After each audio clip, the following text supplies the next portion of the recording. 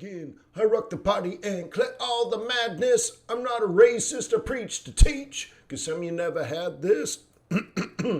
Yeah, apparently a little bit, still a little bit sick. But I'm here. I'm here, baby. Let me remind you that trading's risky, not appropriate for everyone. Your past performance, good or bad, is not necessarily indicative of future results. Please stay small, stay humble, focus on the long term, and never risk money you cannot afford to lose. Hang on. All my pages just went away. Oh my God. How am I going to do this? Hang on. Oh, I know what I can do. I know. I got it pre-programmed on my computer. Hang on. Nice. Hang on. Oh, I guess you need to see something. Hey, my name is Wayne. How are you? Or should I say, hello, my name is Harry Potter, and I will teach you how to be a market wizard. What do you think? Harry Potter? Huh? Looks like Harry Potter, doesn't it? Well, I'm pretty sure that Harvard Business School ripped off Harry Potter and used the look and the likeness. Oh, wait. No, it's the other way around. By the way, I've been in Hogwarts. Oh, my God. When you go to Edinburgh Hall at Harvard, you walk in, you're like, holy smokes. Oh, my God. Yeah. I mean, so anyways, Harry Potter was a ripoff of Harvard, which is pretty amazing. Harvard even does, like, sorting ceremonies, and then, I don't know if they have a leather hat that talks, but anyways, the whole Harry Potter thing is directly from Harvard, which is kind of cool. So here's Harvard Business School. There's the shield for Harvard Business School and the colors and stuff with the black. And I'm like, oh my God, that looks like Harry Potter. Anyways. Yeah, I'm missing the scar. Oh, I got a scar. Do you want to see the scar? Oh, whoa, no. How you doing, Mr. High Volt? You look like a nerd. You know what? I'm one of those guys that floats around between societies back if you look at what I did in high school and college and all that kind of stuff. So I could be with the nerds, and then I could be with the jocks, and then I could go with the headbangers, and then I could roll, so I rolled with everybody. So I'm a nerd. And you know what? The vast majority of my friends are nerds. And here's the thing. The nerds are the ones that went on to be multimillionaires from nothing. They didn't have millions, and now they do have millions. And it's funny, the business friends of mine are successful, but they're not self-made millionaires, right? They didn't make $40 million last year.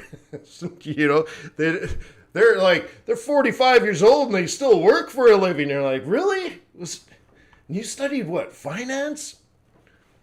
And the guys that studied C and C++ back in the 80s, they're all millionaires, all of them. It's really funny. All of them. I don't even care what country you came from. They're all millionaires. It's really, really funny. So, mama, don't let your babies grow up to be business people. Yeah. So anyways, what you need, is to learn how to be an entrepreneur. And I think a lot of the programming guys were actually entrepreneurs that could get into a business and say, okay, I know how to build this, and I know how to build a business, and I want to be smart about it, and I want to get involved, and I want to grow up the ladder, and I want to learn more, and I want to do more, and I want to make it happen.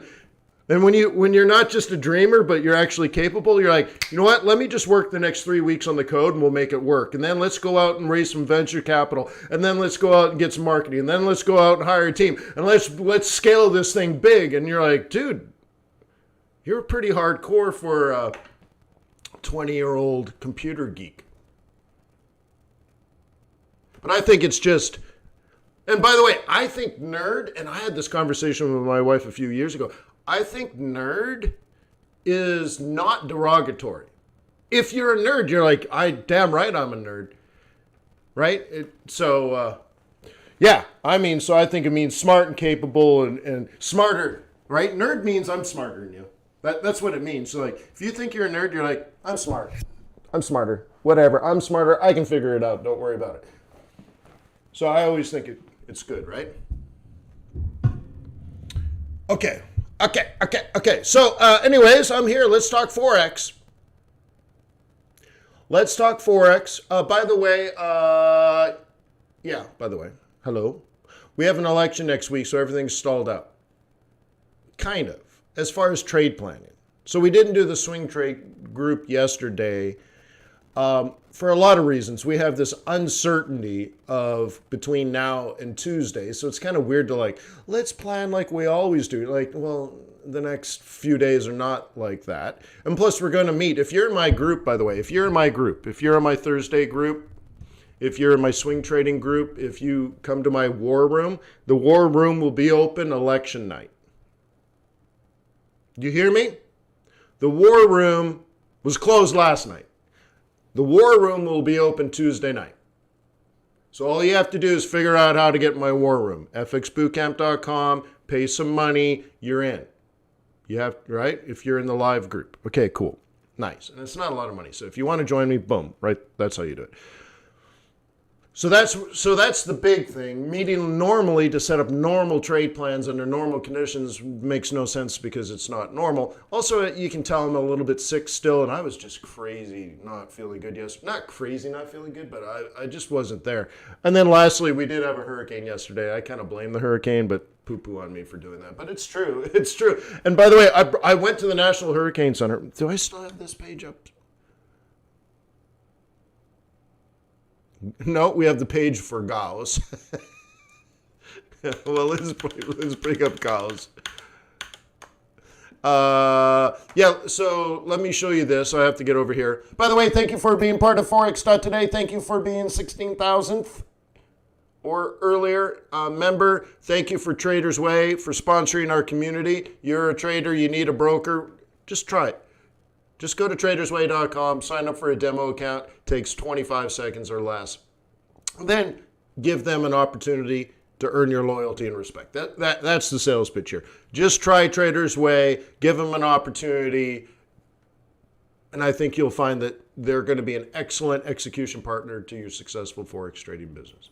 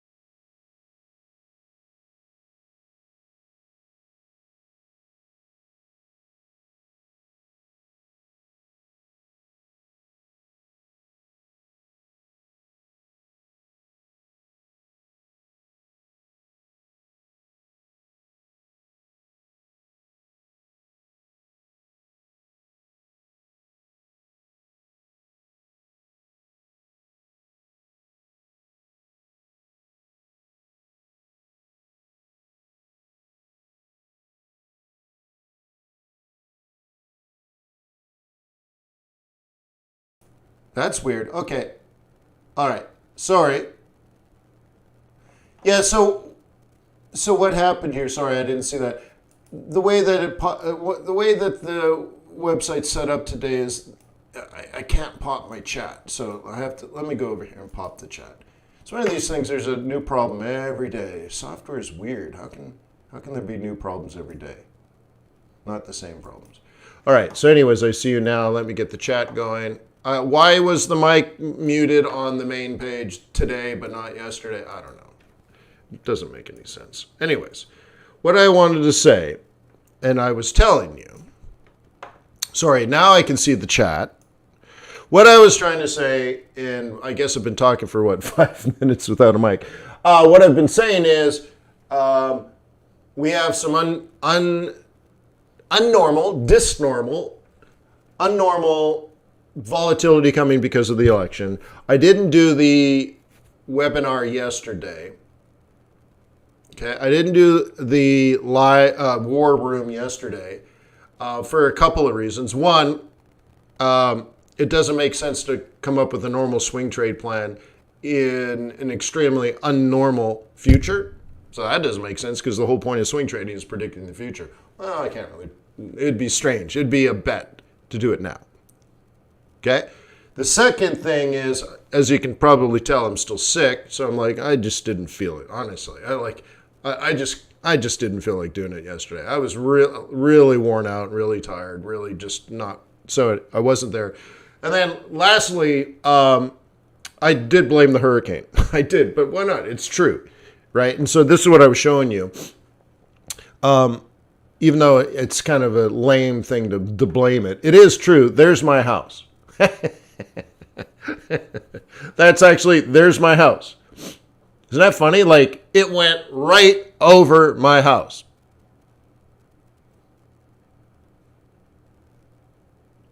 Isn't that neat? That's right. That's right, J-Bone.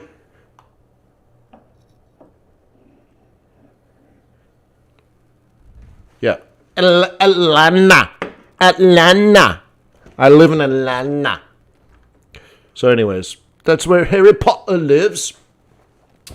So anyways, so thank you for being a part of the community and stuff. I hope you heard the disclaimer and all that kind of stuff. I don't want to go all the way back. But there we go. Grumpy Cat says, Florida devastated? Really? I got coffee on my nose. Okay. Now, the funny thing is, if you want funny, okay, there's where I live, and there's where I have friends, right? I have some friends down the street that live, obviously, there, but they also own property right here. You're like, what? And if you notice all the recent hurricanes that come through the Gulf of Mexico, boom, boom, boom, they keep hitting their place in Mexico. Boom, boom, boom. Yeah. So anyways, there you go. Lucky them.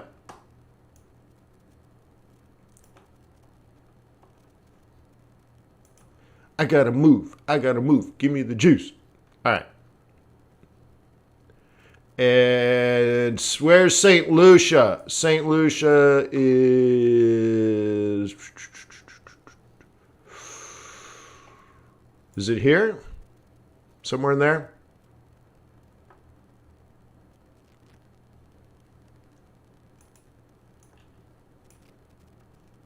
Am I right? It's a little higher than that, isn't it?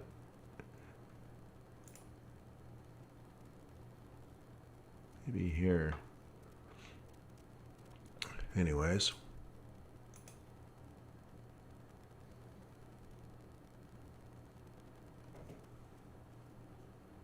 Well, I have a funny picture, actually. Do you want to see this? You're going to find this funny. Or interesting. I was thinking how interesting and how amazing nature is. Right? All right, good. This worked out. Okay. So, at about 6 o'clock in the morning, the day of the hurricane, which, when was it? Yesterday? I can't remember.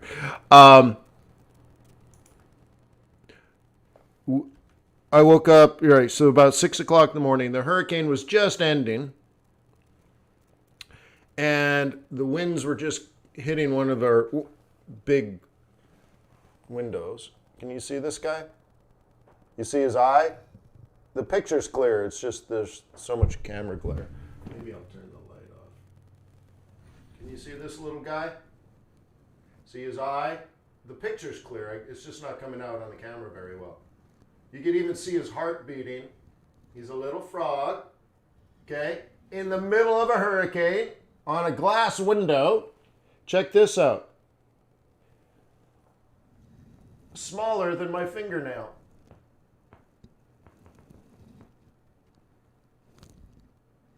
And he's in a hurricane on my window. And you can see the windows just got like dirt all over it. It's because the winds were just hitting, and there's broken leaves, and there's leaves everywhere, and dirt everywhere, and debris and branches all over the place. So, like, it's just because it's so windy and everything is stuck to this glass. And he's like, help! Let me in! Help!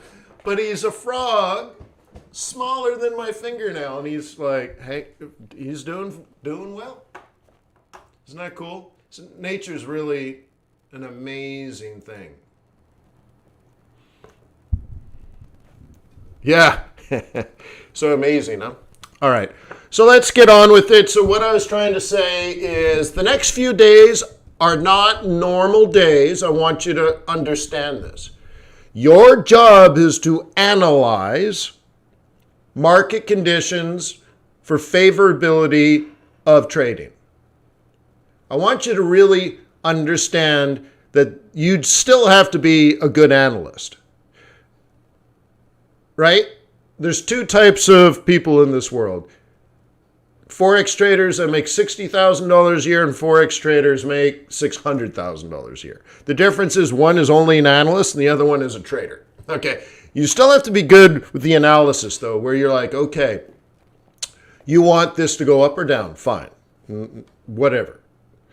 Now, the real part of the analysis, because that could just be random, that could be just a guess, like that part is fine, you flip a coin.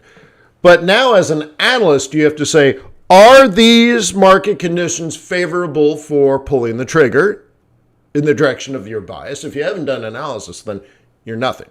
But if you have a bias, you have to say, well, these are the market conditions I'm looking for. If yes, maybe you trade. If no, you don't trade.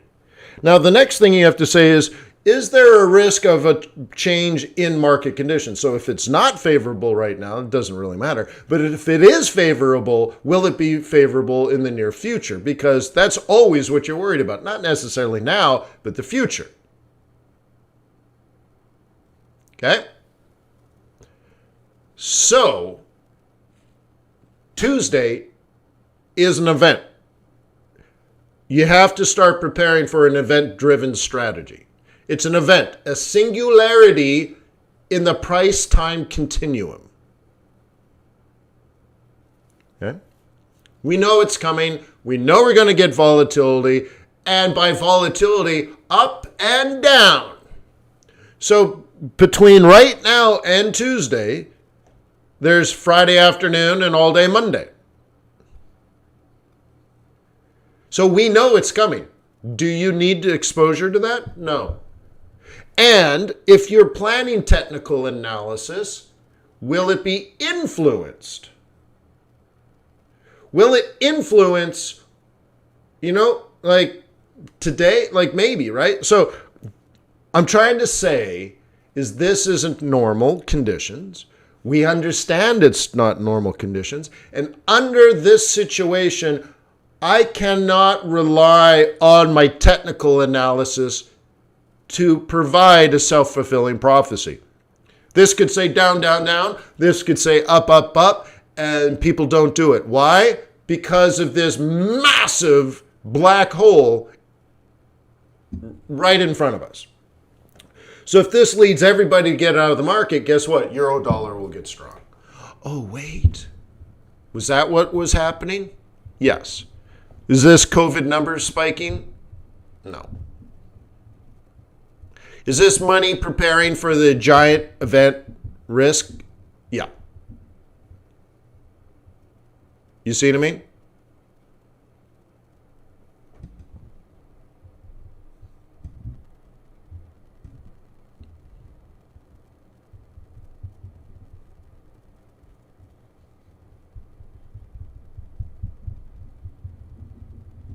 So I don't know what lies in the future, but we can get together Tuesday night if you're in my group and we can trade it together. I want to be long, and I know the conditions in which I want to be long, and I know the conditions where that could be horribly wrong.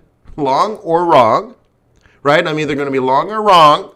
And if I'm wrong, I will have to very quickly notice that and adjust. Okay? Okay. So what if I was already in, so I want this to go up.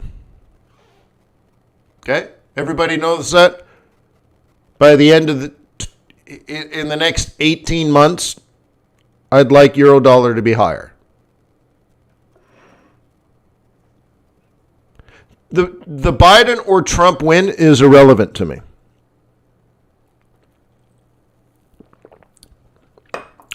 That's not one of the variables that I'm interested in on Tuesday night. If you want to know how to trade it, if you want to be there while it's happening, you need to be on my team and log into the war room Tuesday night.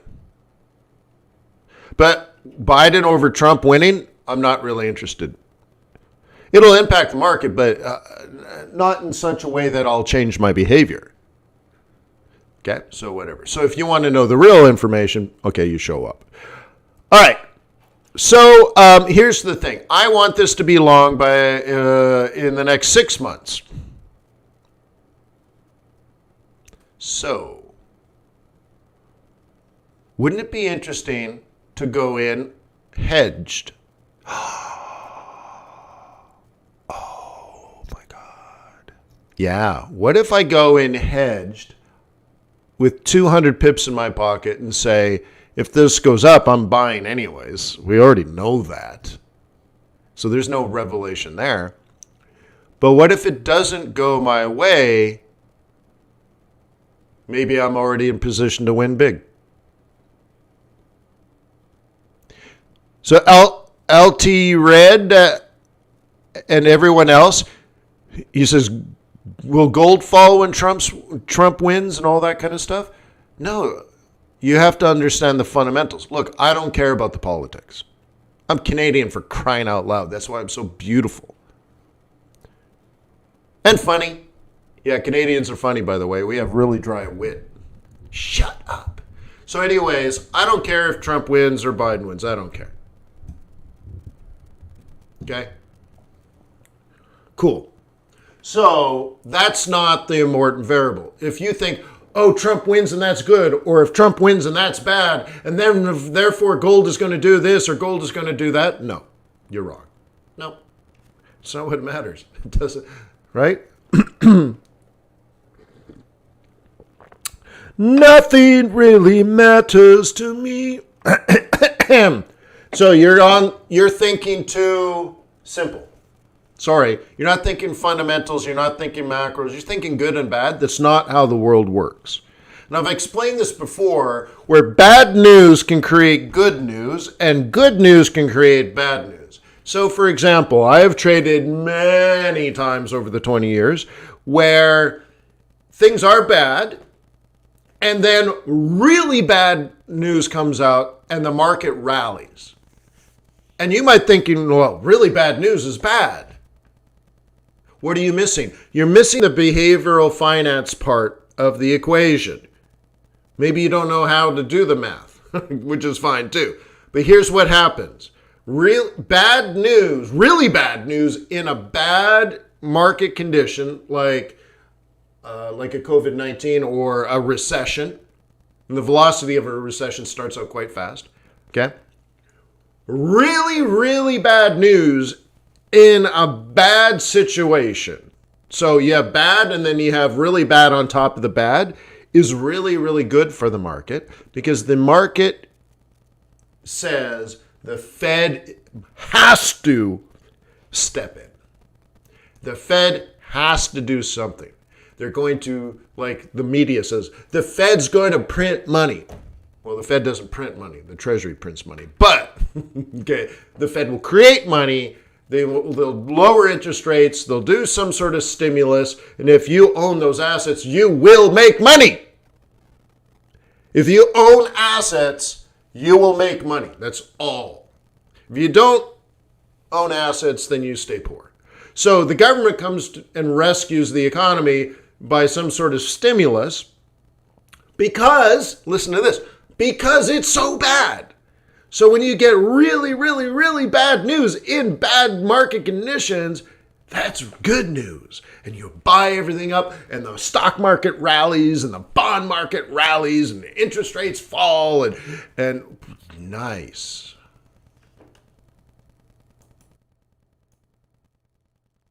Okay? You see? If Biden wins, will we have? Doesn't matter. Let me hear it. Really, I don't care. New dollar strength. No, you guys are not thinking properly. So if you want to know the right variables, join my group and be there on Tuesday night.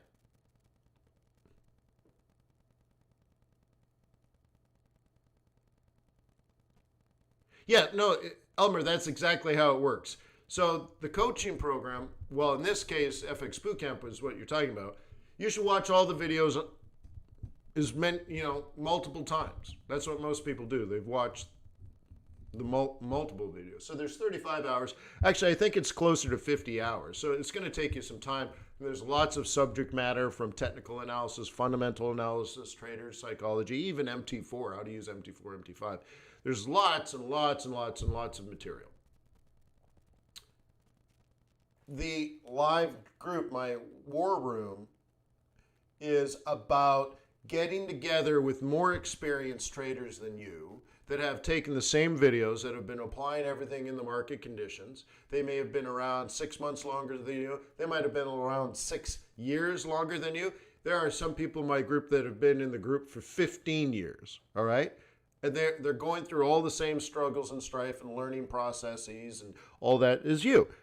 So we get together as a group and we share, and we actually do group work, and we talk with each other, and we do presentations with each other. So it's a place where you can be safe. Do you need to be expert in the group? No. That's not what the group is about. Okay?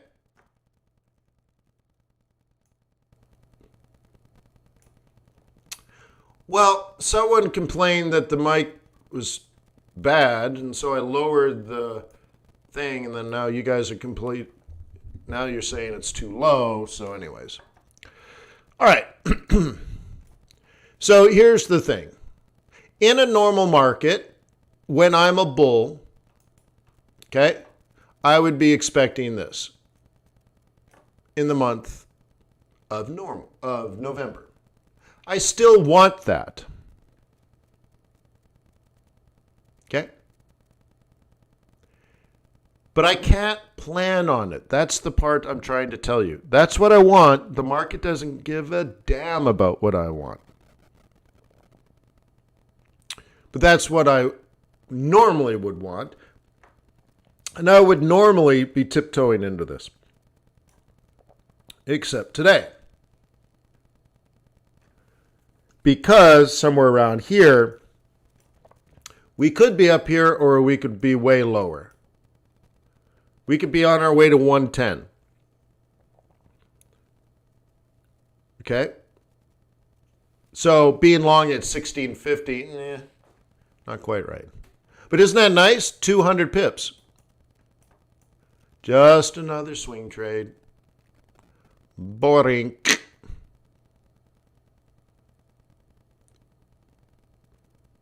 Okay?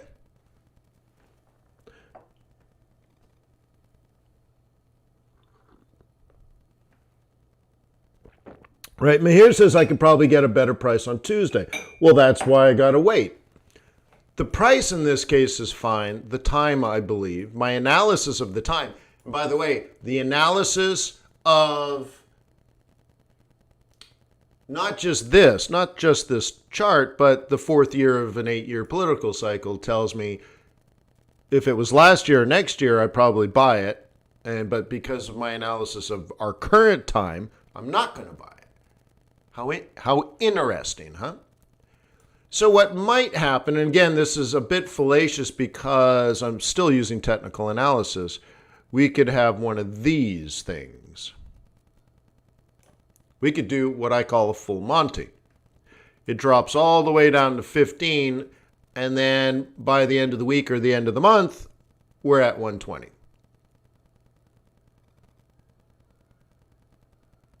Okay?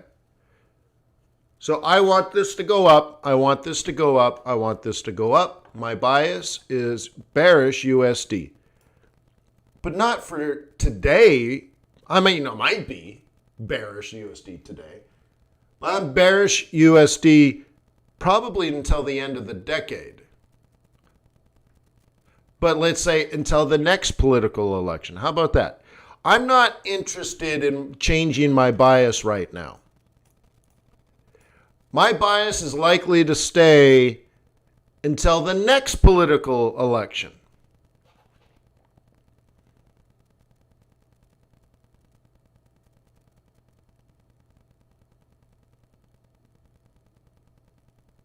Okay?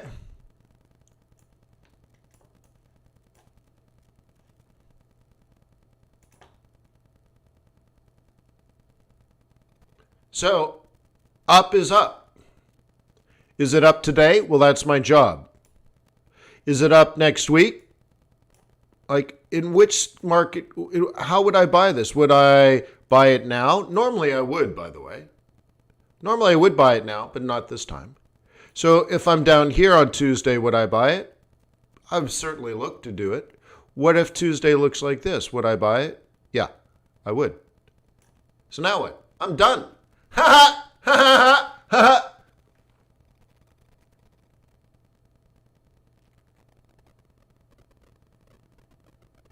Done.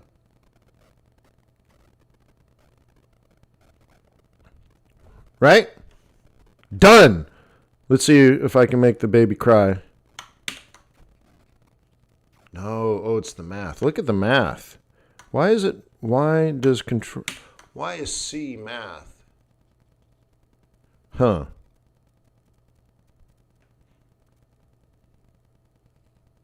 Anyways. So we'll put things on fire while we move. All right, cool. So let's look at this from a different point of view. Still technically bearish. Is that too hot? That's too hot, right? Okay, I'll turn it off. Sorry.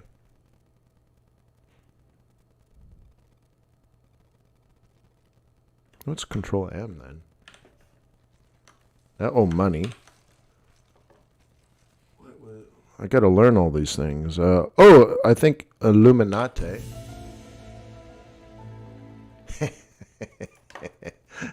There's the Illuminati. Gravity Falls! All right. Cool. So, you can see I have this set as a bull, but market conditions are not necessarily bullish. But in a typical world, when everything is right as rain, I would be looking to be long at 129. But I'm not going to do it this time. I don't stink. Okay.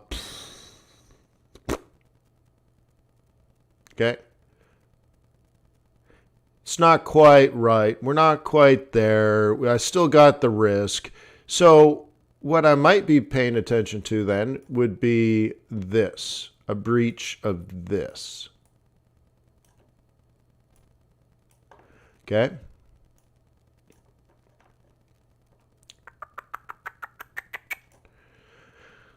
And then the development of something new, which would look more like this.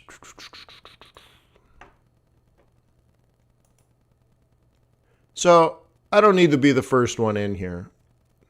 And by the way, as an entrepreneur, I know that there is no such thing as first mover advantage. There's only first mover disadvantage.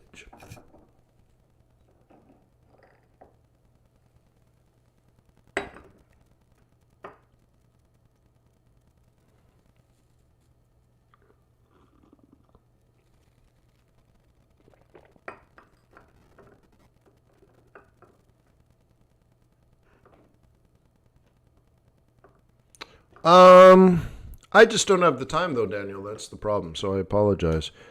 But the interesting thing about the stop loss problem, as you say it, I don't think it's a problem. Like, for example, when you swing trade, you know exactly where your stop is. The issue is when do you move it? And there isn't a common answer. That's a decision. That's where your alpha comes from. The trade itself is simple. Then analyzing the change of market conditions and when do you take profit or when do you move your stop. Well, that's what your job is. Otherwise, we would just have an EA do it. Right?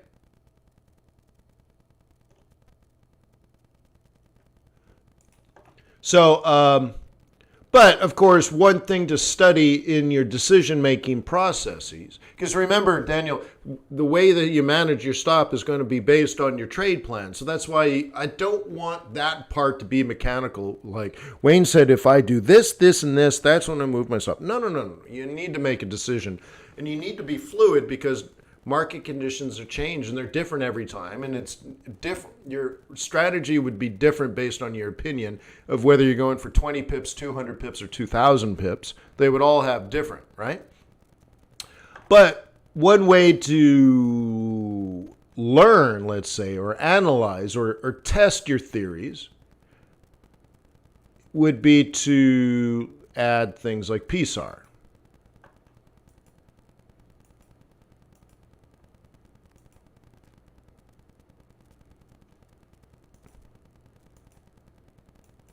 Okay, and this is where your stops are. So if you bought the double bottom, your stop is right here. Okay, so you bought the double bottom, and this is your stop. Well, your stop was down here, like when you bought it. So when you go through the swing trading course, it tells you exactly where to put your stop. So it's not like you have to think about it. Okay. But when do you move it? And these are suggestions. So once you start making higher highs on this 30-minute chart, this is where your stop is. So you can move it, jam it to break even pretty quick. After about 2 hours, you can move it here. And then 30 minutes later here. And then 30 minutes later here.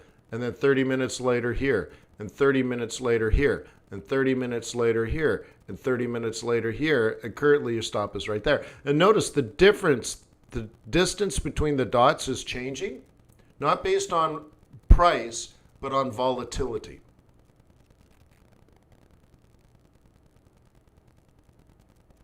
Okay. Yeah, Daniel. So it's good that you're going through this process and thinking about it and testing, but I want you to remain fluid, not mechanical. So if you've programmed an EA, this is going to be a real challenge because you're like, well, what would always work? Nothing. And then the worst thing is you say, well, what if I just split the difference, meet halfway, and, I'll just say always move it at a certain number of pips or something. Well, that's always going to be wrong. It's never going to be optimized. So that's why I'm like, what makes sense is this, because the EA can't think about the election on Tuesday. And that's what's important right now. The election on Tuesday, not what your EA is calculating, right? So anyway, no, I know. No, I fully support your journey. Just remember, you make sure that it's a journey. And don't make the journey about making a mechanical determination. It's the wrong question, like I've been talking about before, where you're going to get caught up trying to figure out how to get a spaceship to move at the speed of light. It's the wrong question. You can't get a spaceship to move at the speed of light. So why are you struggling to answer that, right? Like, what is the unified theory of, when do I move my stop loss? That's the wrong question. because it'll never be consistent.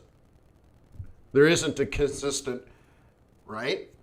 There isn't like, well, there's A, B, and C, that kind of stuff. So it's more like the thought process needs to be different. And then of course this is also what experience does. So this is like, we know, for example, someone that just learned how to, someone that watched YouTube videos on how to build a house, build the entire house, foundation all the way up to the roof, is going to have the knowledge, let's say, but won't have the skill of someone that's built 100 houses already. Right? So in this case, you're testing the theory, which is very, very, very important, especially if you do it through a scientific method. So you might say, well, how do I manage scalps? How do I manage spots? How do I manage day trades? How do I manage swings? How do I manage positions? These are different questions, but then you can apply and say, I'll manage day trades this one way 100 times in a row, meanwhile documenting the results, and then I'll make a slight change in based on what I learned and do it another 100 times. So at the course of maybe 2 or 3 years of you trading, you'll really truly have refined your day trading. Maybe not my day trading, maybe not Grumpy Cat's day trading, maybe not Roger Lugo's day trading, but yours is hyper refined, right? And that the journey of self-discovery and actualization through a scientific methodology, that's what you should be focused on, not finding the absolute number. There isn't an absolute number, right? So anyways, that's where you should be going. And honestly, the discovery process, I think, is really a rewarding part of being a trader, actually. I think it's fascinating, that process, right? And remember, having analyzed in that way my results, and then I went on my business planning retreat, and I looked at what I did, and I put all this into spreadsheets, and I analyzed ratios and stuff. And then I started projections now, which is pro forma. I tried to project these based on my hardcore stats, like my average winners, my average losers, and all that kind of stuff. And when I lose, what makes me lose? And when I win, well, that's harder because, you're right. It's what you thought. Well, you might have had a winner based on not what you thought. You might have thought one thing and got lucky, but you can analyze the losers more in an interesting fashion. And I took all this data and started projecting out years in the future so I could see the compounding. And I noticed things that were like paradoxes. Things like, the more I pay myself, the less money I make. Things like the importance of minimal acceptable performance. And it changed my life. And it's that process of discovery that's most important. But notice I didn't make it mechanical, Newtonian, where you're like, well, when you do this, your stop goes there. And after it's up 22%, you move it 50% of the 22%. And all of a sudden, what you're doing is you're removing the thought process. And you have to understand, and this is the cool part, when you add alpha to your trade history, this is the alpha that you add. When do you move the stop? When do you take your profit? When do you let it run? That is actually where you earn your keep, not the other stuff. Buying at support, anybody can do that, right? Knowing how to trade pivot points, anybody can do that. You could probably even create an EA to do that. But then you struggle on when do you manage the risk? When do you adjust? When do you override the normal rules of engagement? Well, that's your thought process, and that's going to be based on stuff that doesn't exist on your chart. Things like Tuesday. What's happening Tuesday? I don't know what's happening Tuesday, but it may impact you today, but certainly Monday, right? So that it can't do that for you. It can't say, It can't tell you what's going to happen January 1st. I can. So I have the alpha now. I can tell you exactly what is going to happen the first trading day of 2021. I know exactly what's going to happen. Your EA doesn't know jack. Okay? So where's the value? Your value is the decision-making process, the analysis, and the response to changing market conditions. So if you know when the market conditions are going to change ahead of time, you're smarter than the EA, right? So anyways, just pushing there. So I like what you're doing. Keep going, but don't try to find the answer, okay? Because there is no answer. It's like interpreting poetry written by an insane person. You're like, I'm struggling to really understand this. You're like, yeah, I know. Right? How do you interpret this? Yeah. Well, maybe if you fry out half your brain on drugs and then write poetry, you'll understand what this guy did. Right? So anyways. Good night, Grump. Yeah. Yeah, exactly. Because remember, if you could figure it out, Daniel, I don't need you anymore. Right? Like, think of it that way. If I'm an investor, right, and I have to pay you 2% management fee plus 20% of all the profits, plus I got to carry all the expenses, what's in it for me, right? So if I can pay some guy $5 on Fiverr to program it for me, I'd rather do that and just have the EA do it, and I'll make all the money and I'll keep 100% of everything, right? So you have to, like, what is the value, right? You have to always focus on your value proposition. Exactly. Well, not even to the market. It's to the client, ultimately, right? So you have to understand, too, your ability to keep your clients focused, the ability to keep your clients, understanding, I think, is a big part of what you do, because you can make money and stuff, and then your clients are freaking out. Oh, get me in, get me out, get me in. Why did you do this? Why did you do that? Oh, blah, blah, blah, blah, blah. You're like, oh, that's a bad client. So a big part of it is helping your client understand and all that kind of stuff. So there's a lot that goes into it. Trading has got to be the easiest part of being a professional Forex trader, right? If you're gonna have clients one day, trading is the easiest part, because you know exactly what to do and when to do it. You're under control. Like, really, when you become a successful trader, you're not worried about all the things that you might be worried about now. They don't exist. Those worries don't exist anymore. You know what you're doing. You've seen this before. You almost, the majority of the time you make money, and sometimes you lose, or you get in a bad week or a slow month, and it's frustrating, but not a problem. And when you lose a little bit, but when you win, of course you win. I mean, you know what you're doing. Of course you won. The winning's not exciting anymore. It's only exciting when you're a degenerate gambler, because A, you have way too much leverage, and B, you don't know what you're doing, so you're surprised. Now think of it. When you're a professional trader, you're not really surprised about your winners ever. And most of the time you win. So you're like, that part becomes boring. And then your losses are interesting too, because you're like, first of all, your losses are small. It's part of the definition of being a professional. But you're a little bit shocked. You're a little surprised. You're like, really?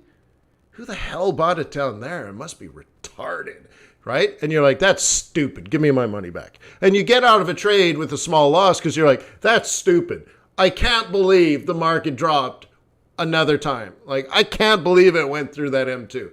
That's ridiculous. Well, forget it. Just give me my money back. I don't want to play. And you think differently. Honestly, you can't believe somebody did that. Well, then get me out. I don't want to play that game. And you know when to walk. But your attitude changes, right?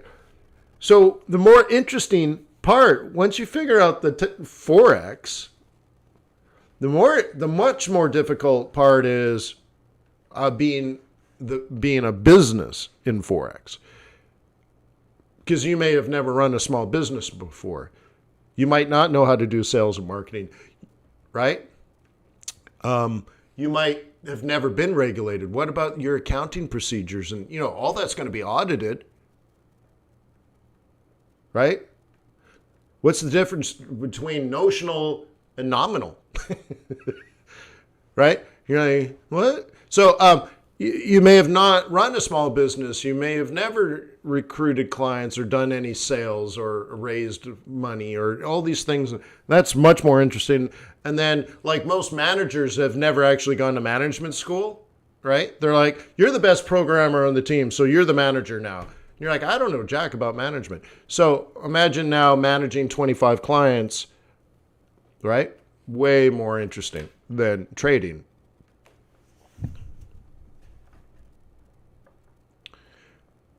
That's where you say, I guess that's where economics comes in handy. Well, yes and no. I mean, it's where your skill set comes to be advantageous. Like, you and I might have different backgrounds, and so I might have certain strengths and I have certain strengths and certain weaknesses. You may have different strengths and weaknesses, and yet a third trader trying to raise money would have different strengths and weaknesses. And we'd all be different, but it doesn't mean our outcome would be different. So I have an economics degree from Harvard. Does that mean I understand economics better than I used to? Actually, I don't think so. I already knew economics. But does it help to say I learned macroeconomics from a senior economist from the Fed? Yeah. You're like, really? Yeah, my macroeconomics professor worked at the Boston Fed by day, and then in the evenings taught me macroeconomics. Wow, you must really know macroeconomics. Well, the thing is, I knew macroeconomics before, but no one would believe me. Oh, you really? You know macroeconomics? Yeah. Why? Well, I've been doing Forex for all this time, right? There's no proof. All I had was pudding, right? So now I can say, oh, I learned from a senior economist at the Fed. Really? And then I say, and then they'll always follow that up. Where did you do that? Oh, when I got my master's degree at Harvard. And they're like, oh, damn. So there's the value right there. That's pretty much it, right? I can teach you everything I learned at Harvard. And that's kind of where the book club is going and all that kind of stuff. I can teach you everything I learned at Harvard, but what's the value of Harvard? That when I'm trying to raise money, I can drop that on a client. I learned from a guy from the Fed and I got Harvard master's degree. Boom. Competitive advantage. Doesn't make me smarter than you. I just have a better story. But then you come out and you're like, you got your own stories. You got your own backgrounds. You got your own tenacity, your own personality, your own skill set. Maybe your trading history is better than mine. Probably, right? So all this can come in. So it's not better, right? If you've managed a small business before, if you're a total entrepreneurial, hustler, you've gone out, you've run small businesses, you've bought products and sold them for more than you bought. You know how to talk, you know how to sell, you know how to pitch. Okay? Maybe you haven't pitched $1 million opportunity before, but if you know how to turn $10 into $50, you can be successful at this.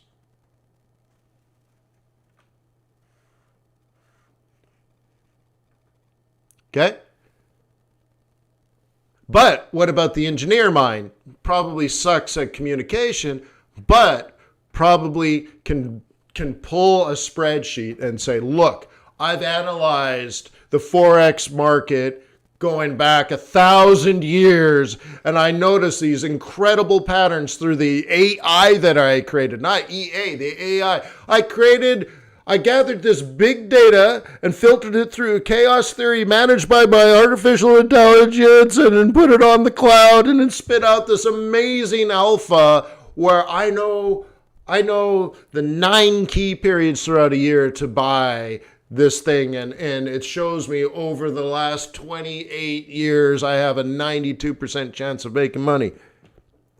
And they're like, holy crap, how did you do that? Well, I'm an engineer. right? Well, that's great.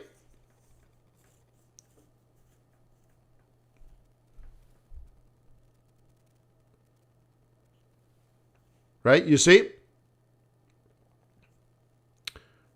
So Commerce Bank, what do I think about the Euro USD? I couldn't give a damn, Adam. Couldn't give a damn. The reason for it is I do not listen to anybody.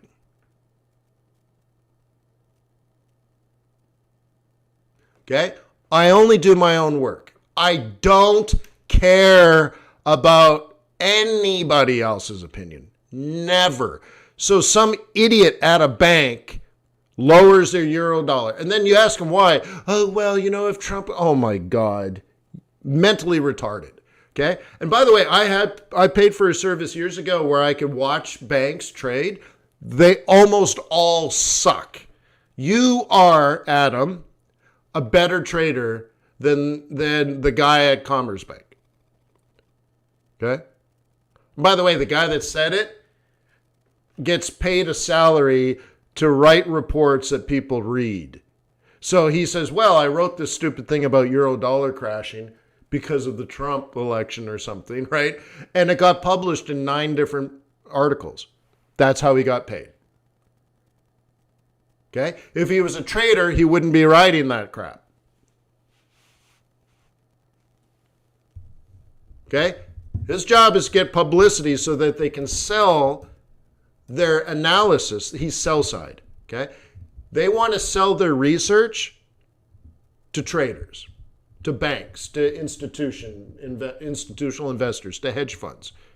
So he'll write this bomb of a report like, oh my God, well, if you look at all this stuff going on with the election, the euro dollar is going to crash. It's going to be crazy. And here's all my graphs and charts and all this kind of stuff. You should really buy our analysis.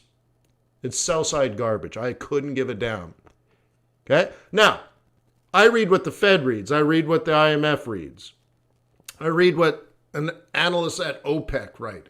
Analysts at the EIA and the IEA. And I read the reports. Right? And then I do my own work.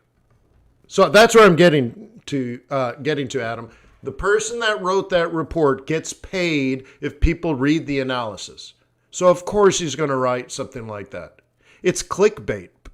How about that? It's clickbait. I couldn't care. Now, do I have a problem with Commerce Bank? No. In fact, I spoke at a conference in 2007 with a great guy from Commerce Bank. Okay? We had a few drinks and cocktails. We were talking about, his job and all that kind of stuff. And it was interesting about this and about that and whatever. We had a good time. But I can tell you that it's different. It's not the same. So I would never incorporate that. I don't like opinion. I never liked opinion, ever. I used to say people is stupid. And someone reminded me in the YouTube comments that that's really, really negative. Okay? So now I say people is smart. And it's funnier. It means the same thing. Right? It's really funny. People is smart. So I don't care about opinions because the vast majority of the time people are wrong and they're emotional. And I'm a freak of nature where I had problems when I was born, so they had to amputate my emotions. So I run through life emotionless. And it kind of sucks, makes me a good race car driver. Why did I work at NASA, by the way? Years ago, why did I work at NASA? I was a heads-up research. I was an aviation research assistant was my title, and our team specialized in heads-up displays for aircraft. And here's the thing. They could put me in a cockpit and I'm flying and they're grading me, they're watching me. Sometimes there's even cameras trying to add stress and they put out lights and sounds. And I would just fly. I don't give a crap. I don't respond emotionally. And that's why I was flying airplanes for NASA. They're like, this guy's stone cold, right? Stone cold McDonald. It's helpful if you're trying to land a plane with people on it and everything's everything's failing. Everything's failing, everything's locking up. 3 things in a row don't work. What about the redundancy? Well, all the redundancies have failed. Now what? Figure it out. But freaking out doesn't help. So that helps me as a trader, but it gets me to a point where I focus on the work. So I like reading the data. I just want the data. Think of it like that. If you're an engineer, you're probably the same way. You just want the data set. What are the numbers? And you take the new numbers and you put them in the data set with all the old numbers. And you're like, well, that's interesting because that changes the slope of the mean of this data set. Well, if you do regression analysis and take out these 2 outliers and all of a sudden it's spitting out numbers. And then you interpret that and say, oh, look at the rate of change on this. Look at that. And you make a decision, but you're not listening to some random dude that drives his broken down car to his crappy job that he doesn't like with his idiot boss. And the idiot boss comes out there and says, you need to get more coverage. You need more coverage. And he's like, oh my God, this guy yells at me every day. So you walk over there and you write some stupid report about euro dollar is going to crash because of a Trump win and everyone's going to freak out and all that kind of stuff. And it's going to collapse and China's going to do this and everyone else is going to do that. And oh my God, and it's all over. And he writes some big hyperbole report that gets the coverage. And then you might, and I'm not really saying you, Adam, but someone looks at that and says, well, if Commerce Bank wrote it, it must be true because they're smarter than me. And that's the bullshit. You are probably smarter than them and you don't have the same pressures. You're trying to make money to feed your baby. They're trying to get coverage of their stupid analysis so the bank can sell that analysis to institutional investors and hedge funds, so they write a bunch of clickbait right in front of the election. And you got screwed over and your baby goes hungry. But the idiot gets into his crappy little car and drives home and drinks himself to sleep and wishes he was a real trader.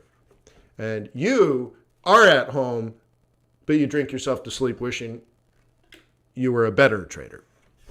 Okay? Don't read other people's analysis. If you didn't do it, it doesn't exist. Okay?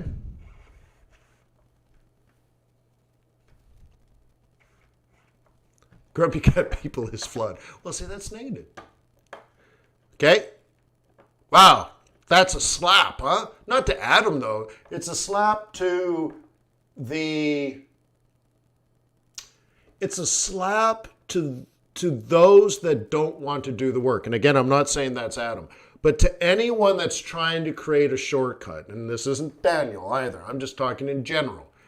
If you watch something on TV and then you're like, well, I guess that means I need to buy.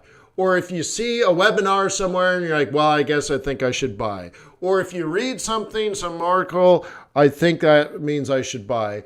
You are amateur and you're probably wrong. Okay?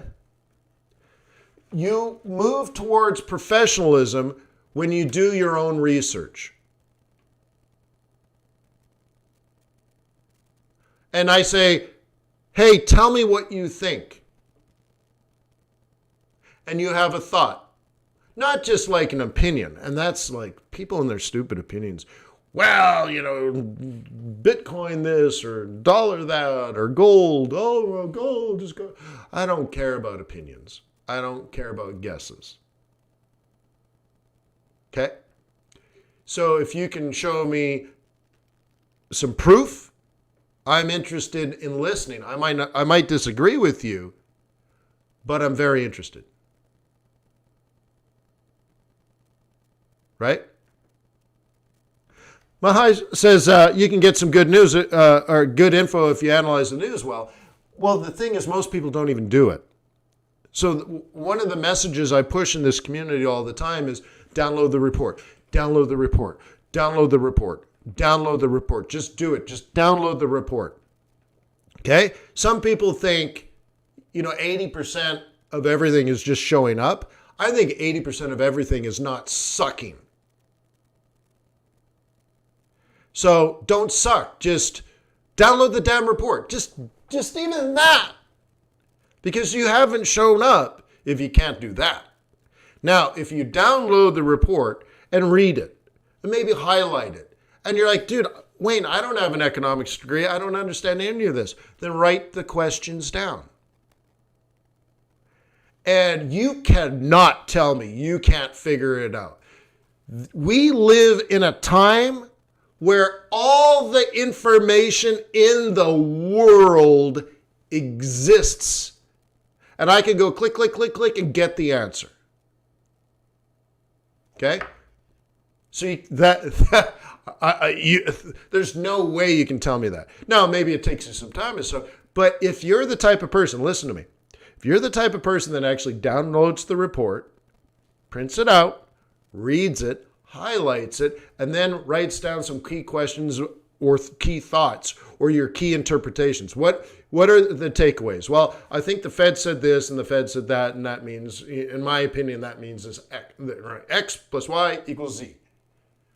And then you're like, well, what questions remain? Well, what do they mean by this? And what did that thing they talked about? What is that thing? And you write that down. Dude, if you did that, I'm telling you, you'd be in the top 1%, not just as a Forex trader, in anything in the world, anything you wanted to do. Okay? If you can do that, and to me, that's like the bare minimum, but that's the interesting thing about humanity.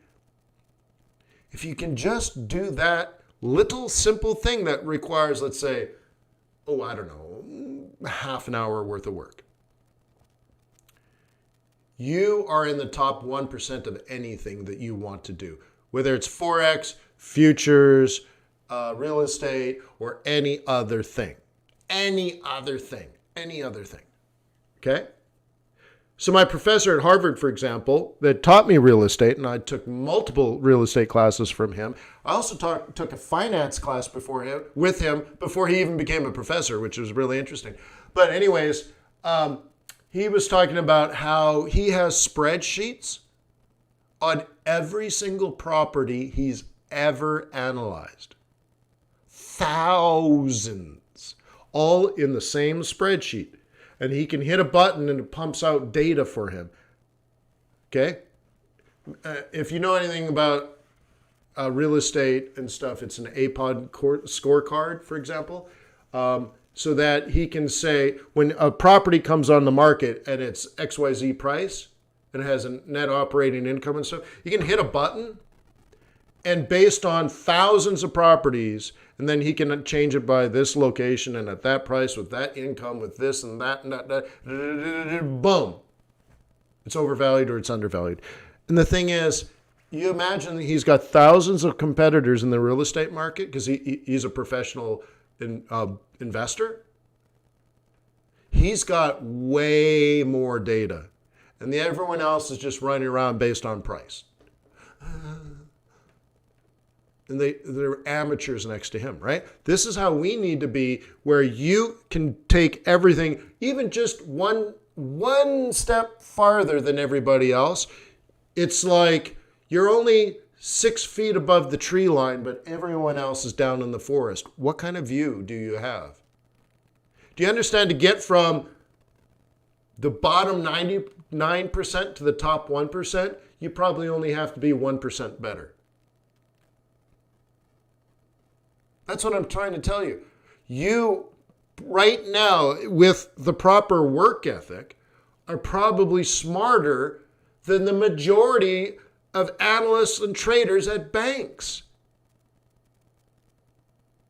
And you think, oh no, they're more educated, more experienced, and better mentored and all that. No, they're not.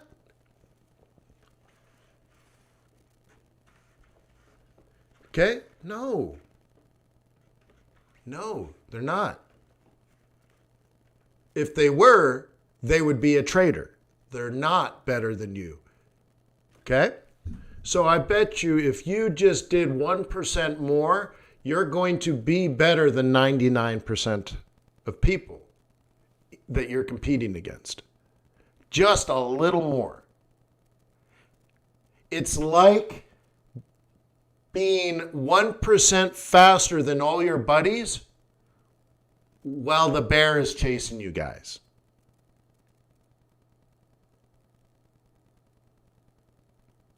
You're the first up the tree. That's all that matters. Okay? A little bit will separate you from the vast majority. You don't have to be brilliant. You don't have to be massively educated. You don't have to be all this stuff that might be holding you down. You need to do the work. And you need to have the researched, thoughtful opinion that people care about. Because most of it out there is just crappy clickbait and opinion and fear and even just wrong analysis because they're not a trader. So they sit around, they're like, well, I learned in school A plus B equals C, and then you get to the market, we know that's not right. Like I said earlier today, really, really, really bad news during bad market conditions is good news. And they're like, well, that doesn't make sense. Yeah, it doesn't make sense to them. And that's the whole point. Okay? Okay? So that's where you need to be mentally and psychologically and stuff. Okay? Just do the work, please, guys. Just do the work. Do the work. I mean, I would write it down. Here's what I would do, and then I'll move on. I would write it down, and I would write it down. I'm a big fan of that. I would write a contract with myself, and I would sign it, that you are going to make some change, like some real change that you can manifest. You will download reports from now on. You have to actually write it out. I, Wayne McDonald, right, will over the next 90 days download at least 3 economic reports by either the Fed, the IMF, the OPEC, IEA, EIA. There's great analysis by the National Association of Realtors. Fantastic. People miss that one all the time. That's a fantastic website. Like, come up with 10 websites that can offer you at least 3 reports that you can download. Okay? So you download that, you read them. You don't just read them, but you print them out and read them. Printing out, by the way, I mean, we all have different modality, but for most, when you print things out and write things out and all that, not everybody, most go through a better learning process. Maybe not learning, but memory, because you're using your eyes. I actually, in my book, I recommend you use felt tip pens, because I don't want you to also just think about it. I want you to write about it, which now you have to think about it. Then you have to translate it into language. And then you have to write it out in in words, which is a different form of language, because most people hear their thoughts. And then they have to hear it. And then you have to write it down, which means you see it, but you also have to control your hand. And if you can write it in English and you can write it in Chinese and you can write it in Spanish, you have to think about those translations, which means you're storing all this memory in different parts of your brain. And of course, if you use a stinky, and I actually say stinky felt tip marker, you can actually smell it through your olfactory senses. And believe it or not, you'll store that. Okay? But whatever. So print out the report. Don't just read it, highlight it. And then what's the point of reading it? Have a point. What are the 2 key points of what you read, and what is your output? What do you think it means? Well, the Fed said this, the Fed said that, so my interpretation is they're not going to go negative on interest rates. Great. And then maybe write down 1 or 2 questions that you might want to think about or research, like when they said, what is an exogenous shock? right? Like, what is that? Or what do they mean by transitory? I didn't understand that. Write that shit down. And then, if you're truly boss mode, go figure that out. You're like, I'm going to go to YouTube and go Fed transitory, or you Google it, or whatever.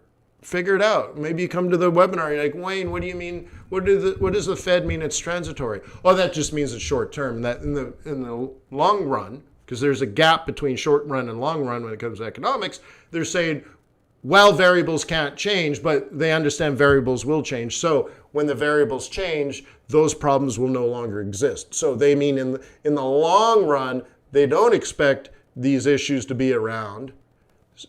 In the short run, they're definitely there. And you're like, oh, that's interesting. Okay. Right. Well, I'm emphasizing, right, Blue Boy? So I try to be family friendly. Okay.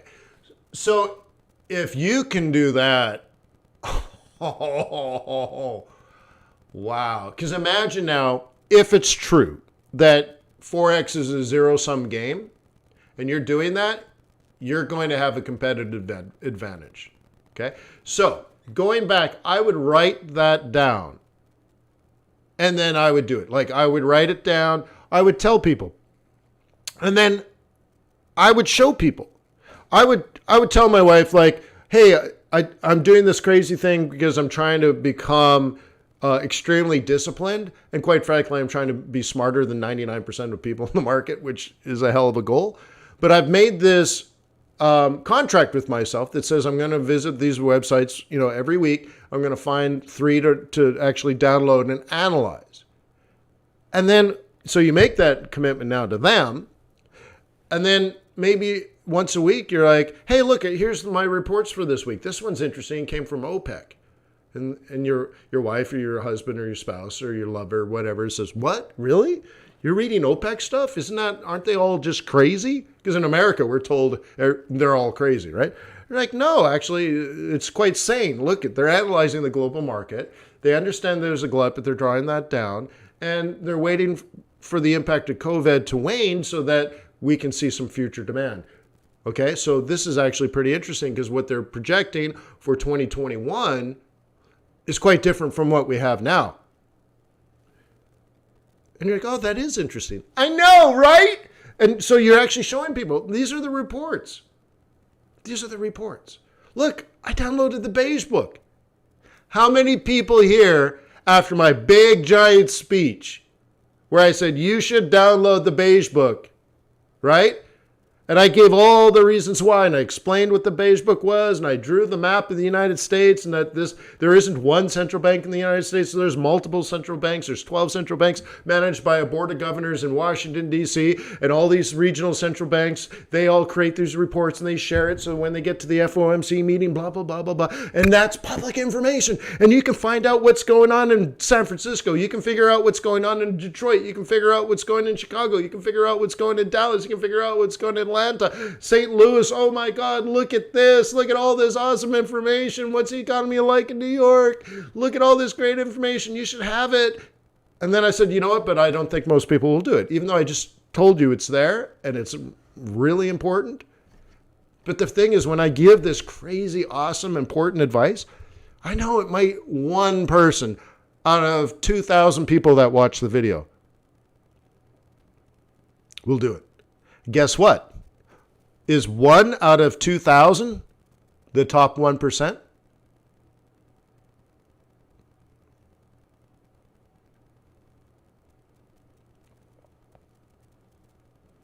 If 20 people here actually did it, then all 20 of those people are in the top 1%.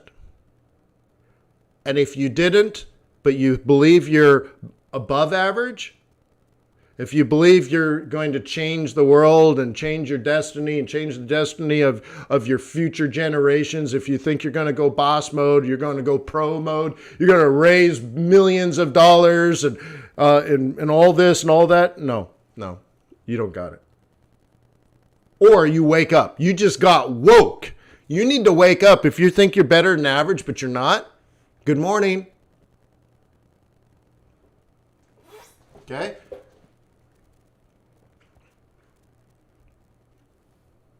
That's the funny thing, though. Everybody here thinks they're above average. And I'm not slapping you. Everybody thinks they're average. Okay? Everybody thinks they're going to heaven.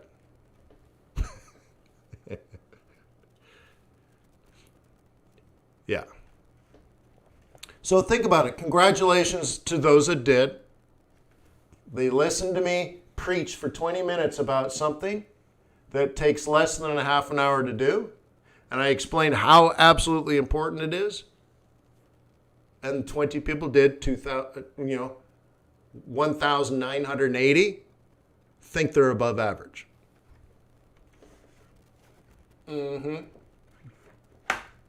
So I hope you're woke if you were one of the 1,980 people that thought they were above average. Okay? Cool. So let's go through what I said yesterday. There if you're a bear. There if you're a bull. See, I don't know what's going to happen between now and Tuesday. Okay?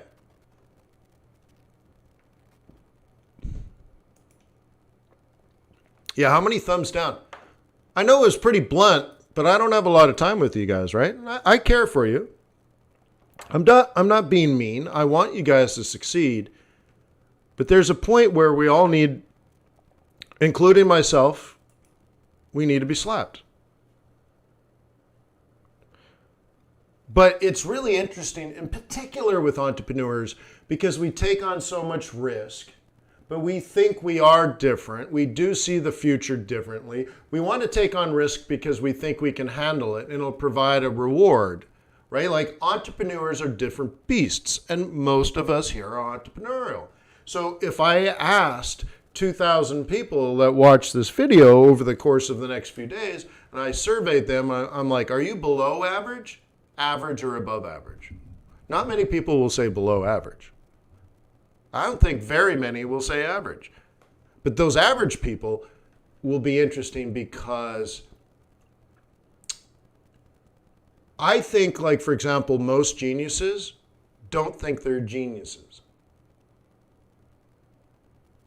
Unless they're like mega geniuses, right? I think, right?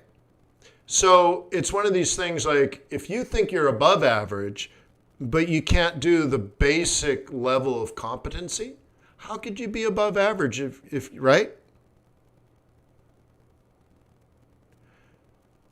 So if you want to be above average, you have to be above average. Most people would probably say, well, I don't think I'm a genius, but I do all this other stuff. I read all these reports. I write contracts with myself, right? Here's the interesting thing. If you're the type of person that sits down and actually writes out a formal agreement that requires signing, and there's a start date and an end date, and very clear action items and deliverables, and you write this contract with yourself, and then you actually do it, and you can produce the output. And all of a sudden, after 90 days, you got like 100 reports, and you print them all out from all these amazing sources, and now you got a compendium of your thoughts, almost like a journal. Like, well, I read this, and this told me dollar bullish, and I read this, and this told me dollar bullish, and I read that, and I wasn't sure. It was and you're writing all these things down, and then you have 200 or 300 questions that you'd like to research, and then you showed this to somebody, like, this is what you did over the last 90 days. Do you know what they're going to say?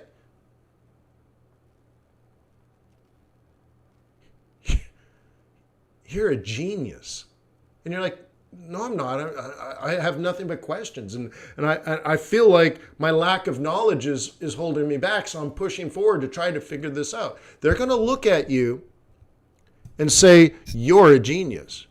That's why I say the ones that think they're average are probably the geniuses. So if you believe you're above average, at least start to act like it. At least do the bare minimal competency, and then you have a chance at being above average, right? So anyways, that's just part of being an entrepreneur. And I'm talking about myself as well, guys. I've been there, I've done that. It's like there's the thought of being above average, and then there's the dedication, the work, and the sacrifice of being above average. Being above average sucks. Being an entrepreneur sucks. I tell people that go to Harvard to be an entrepreneur, I'm like, no. But you'll get a good job at a good firm. Right? If you were an entrepreneur, you wouldn't be a management consultant. I told that to one of my friends. I'm like, he's like sick of making $700,000 a year to be a management consultant. And I'm like, first of all, bro, there's no way an entrepreneur would give up that job. Oh, but I have to travel so much, and I have to stay at all these 5-star hotels and have all these steak dinners. And you're like, yeah, that sounds terrible, bro. That's really bad. And for that, you only make $700,000 a year, guaranteed. And you get sick days and vacations and holidays. Like, dude, if you were truly entrepreneurial, you wouldn't give that up. I understand you, right? You're bored, but that doesn't make a great entrepreneur, right? Anyways. Okay. All right, so let's go on because, and I have to preface this again, your technical analysis today and Monday and even on Tuesday are much, much, much, much more likely to fail than typical days. So I want you to make decisions on how you want to handle that. Why haven't I put you into a trade yet? Because of that uncertainty. And the funny thing is, if you're looking to trade today like you always trade, then, and you're not even considering the election, I want you to think about that.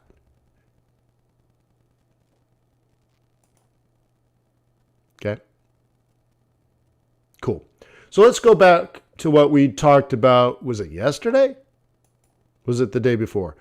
This is the sell zone for bears. This is where bears exit. And this is stop hunting. You guys remember that? Now, someone asked about this yesterday, and you can see their thought process was right.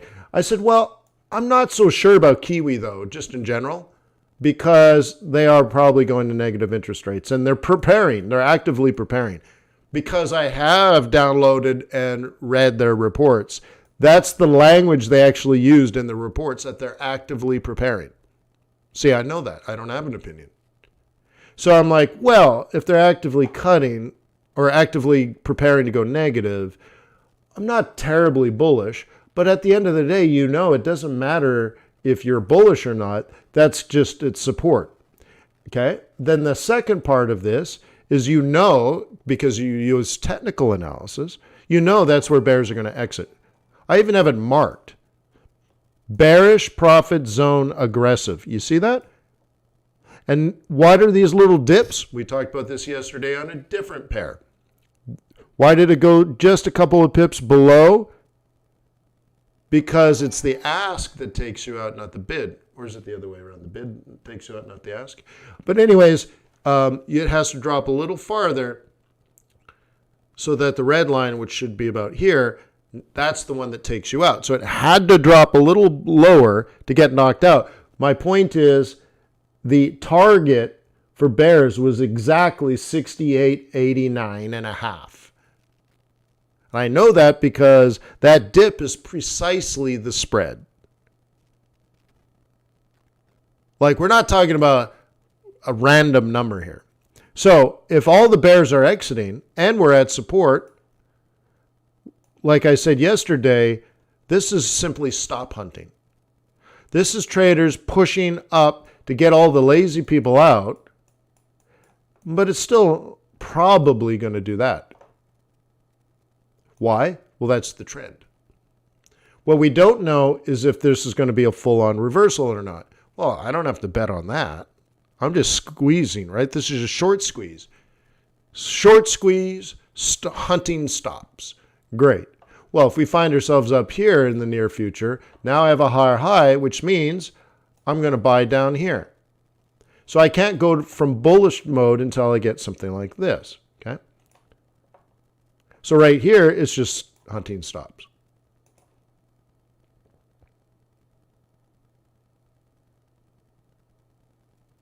Oh, that was your comment, Jeff? Yeah, well, I have multiple setups on this, right? So it must have been on a different one, maybe not the yen ones, but the other ones. But anyways, it's all the same, right? So the point is, what do we know? We don't know if it's going up or down, but we know that's support, all right? We just know, like, dude, that's what this is. And I probably drew that a month ago. And then to add, if you will, we also know all bears are going to exit right at that price. So at least on the short run, think of it this way. If you're a bear, so someone was a bear here, someone was a bear here, someone was a bear here, someone was a bear here. Are there still bears in this market? What do you think? Yes. So where's a bear going to sell? Here. So you have from 68.90, whatever, or what was it, 68.60, almost to 70. So there's a 50 pip scalp here. That's just scalping. That's what stop hunting is, by the way. That's what a short squeeze is. You're scalping. But what's probably going to happen based on your analysis? Well, this is bearish. What about based on technical analysis? What about fundamental analysis? Well, negative interest rates would drive down the value of the Kiwi. So based on technical and fundamental analysis, what you would expect is that we will be down here at some point in the near future. So what would you do knowing that?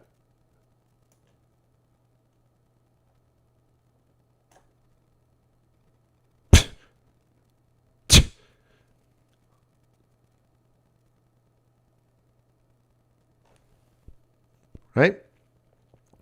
Think. How do I get the honey from the honey pot? Right? You got to think. Down, up, sell. Down, up, sell. Down, up, sell. Down, up, sell. Is that the world we live in right now? Down, up, sell. Down, up, sell. Down, up, sell. Down, up, sell. Down, up, sell. Down. All you have to do is predict the future.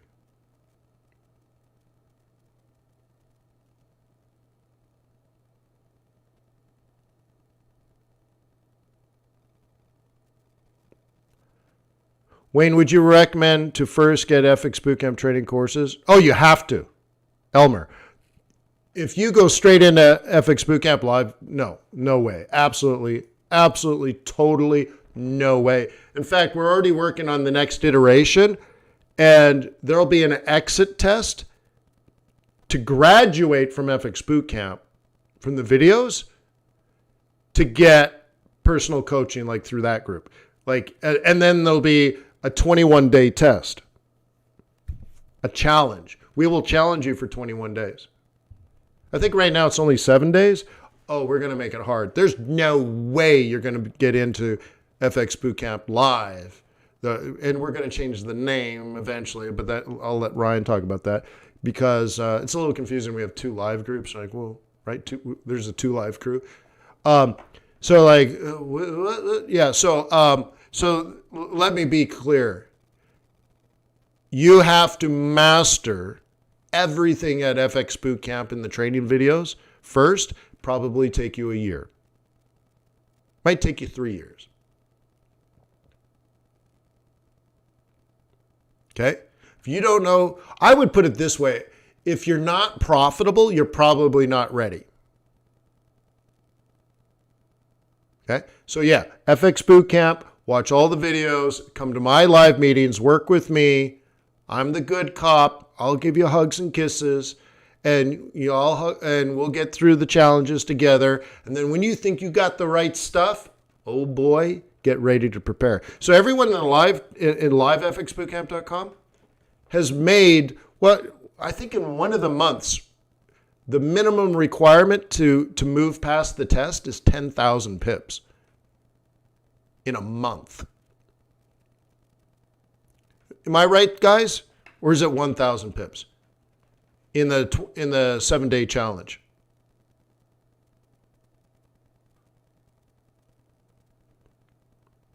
I think it's 10,000, right? Like, the point of that is we have to change the way you think. Right? You guys literally pull the trigger, move your stop, hit your targets. You have to make trade by trade 10,000 pips. And Berlevin, is it over the course of 30 days? Or is it a longer? But anyways, the point of it is, first of all, you have to be able to do what you're taught. But the other thing is, most people aren't even thinking right. Right? Like I get emails from, right? I get sales emails from a well-known group, a couple of traders that have been around for a while. And I keep getting these emails that are like, look, we made 183 pips last month. You should follow us. You should pay us money and follow us. And I'm like, that's not even one trade. And they're talking about a month. And I'm like, a month? You call that a win? 183 pips in a month? Oh my God, that's like a mediocre swing trade. You're kidding me. One mediocre swing trade is worth more than that. And it just blows my mind. And they got thousands of people following them. I'm like, that's crazy. So what do you got, 10 lots on that? Like, how do you make money on only 183 pips? Well, I'm jacked up leverage. Well, frick is Z. That's horrible, right? No, I know it took you hours, but I mean, I think the period on the chart was a month, right? So the number of 4-hour candles. But anyway, so that's the big breakthrough, right, guys? Like, you're like, oh my God, the reason I'm over leveraged is I don't make any pips. So each pip has to be worth a lot. If I only make 200 pips a month, I gotta have a lot of leverage. So what I have to do, and what we do with our advanced platform that we're building, and it's getting bigger and more incredible. So in down the road, we're going to have the most advanced trading platform, trading education platform. So you come in and we have to prove to you that you can make 10,000 pips in 30 days. Because you don't even know what you're capable of. And we will shatter your thought process and destroy the old amateur you. So imagine the first step to even getting into our live group is you show us. We're like, here it is, produce 10,000 pips right now. And you're like, I can't do that. And then you're not ready. Piss off.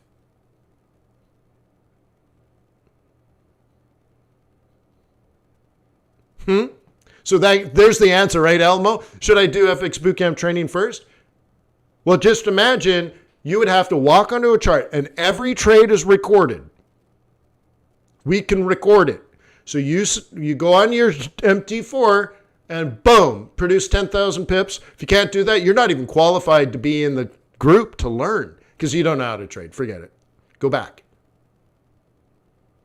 How about that? Holy smokes, right? Yeah. But I have to destroy the amateur.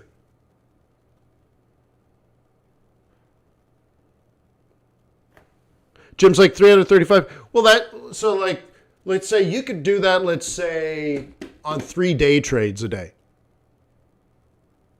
Right?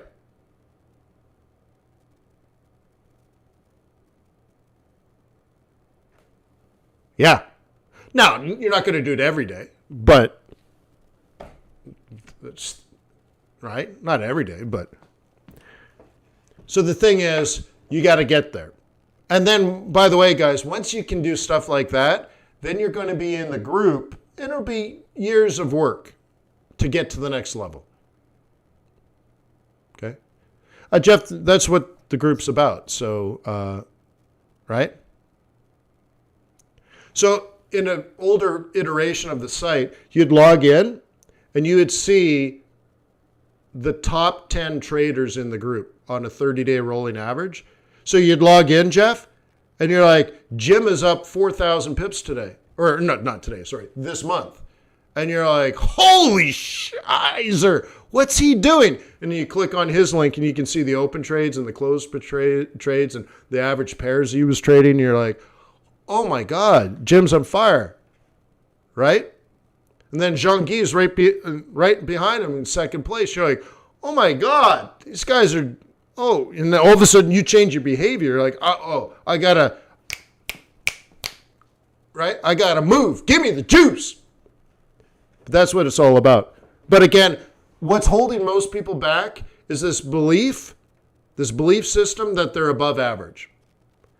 But how would you like to know you're making 200 pips a month and the guy next to you is making 5,000 pips a month? And you're like, oh my God.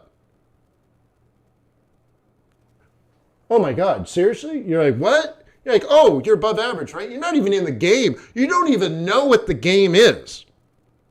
That's what I'm talking about. Like, I'm trying to get you to the truth, to a higher level.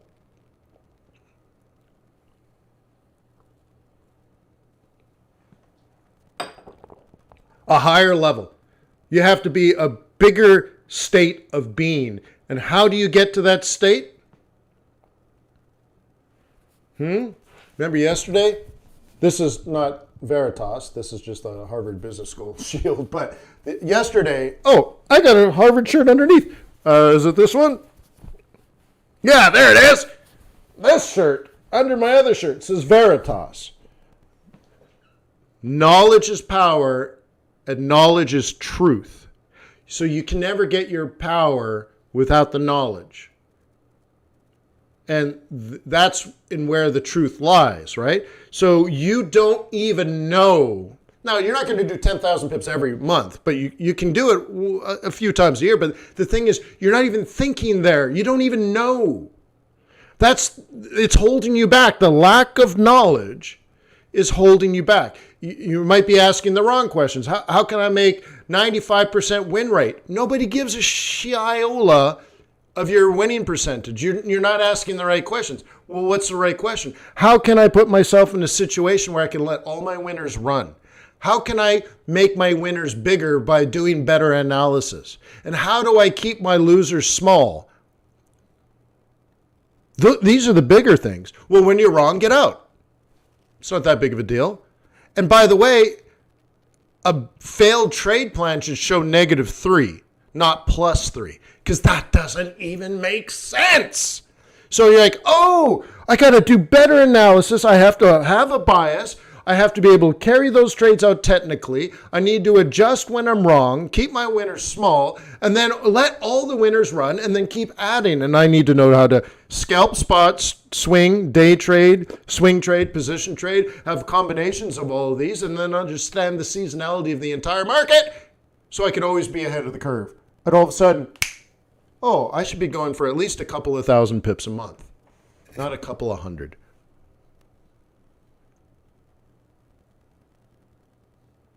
Oh, well, if I had only known that, this is what you should be thinking right now. If I had only known that, I would have behaved differently in the past. So I have to shatter the old, right? I have to shine light on the darkness so that you can see the truth, and then you can ask different questions and you can behave differently. And you will be enlightened. Okay?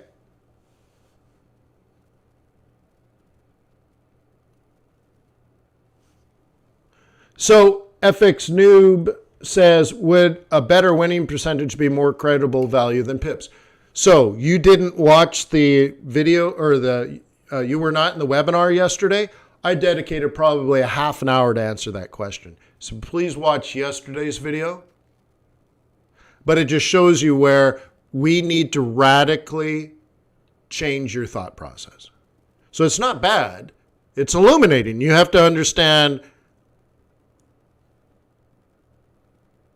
what you don't know instead of trying to figure it out, right?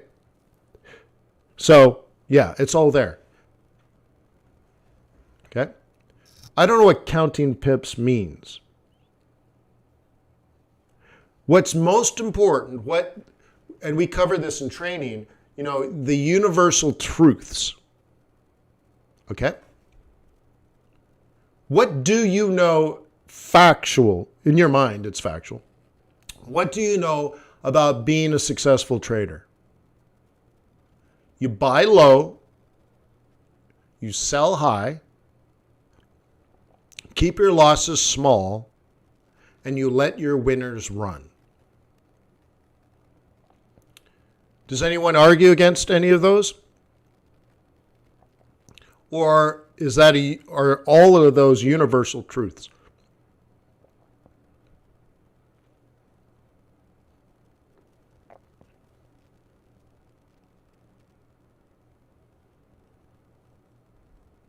Okay? Then that's all I'm preaching.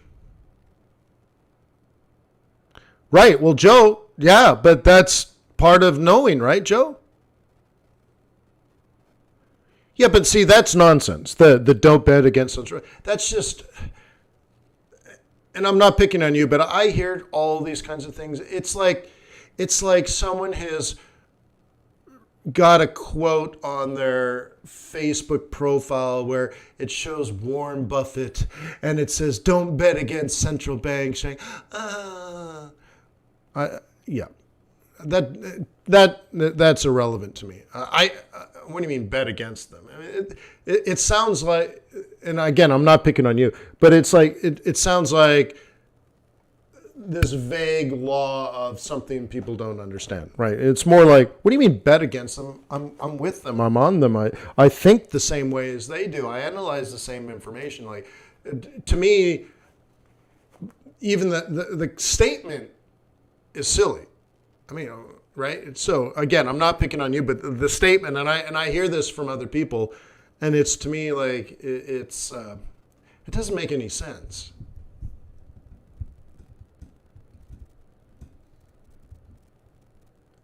Destiny says, if they are truths, why do so many people lose? They don't do it. They don't show up. They don't do the research. They don't know what low is. They don't know what high is. They don't know any. I mean, like, and that's the interesting thing, Destiny. Why not? If we all know it's true, why don't people do it? No, I don't want to hear jokes. Thank you. No jokes. So that is the big question. Why isn't it done? And we talked about this. We talked about this openly maybe 2 weeks ago in the group. Like, it's interesting that you can't just download, or you can't just read my book and be successful. I don't know, and it's not you. Okay. I can't read a book on learning how to play the piano, and then now I know how to play the piano. So that, it's a process that humans go through, and they're learning. And there's a scientific methodology in there. Like I say, don't touch the hot stove. So the first thing you do is touch a hot stove. But now you've learned. Oh, now I know why I was told not to touch the stove. So it's interesting. It's interesting that we have to do this. So you better have at least the right knowledge, right?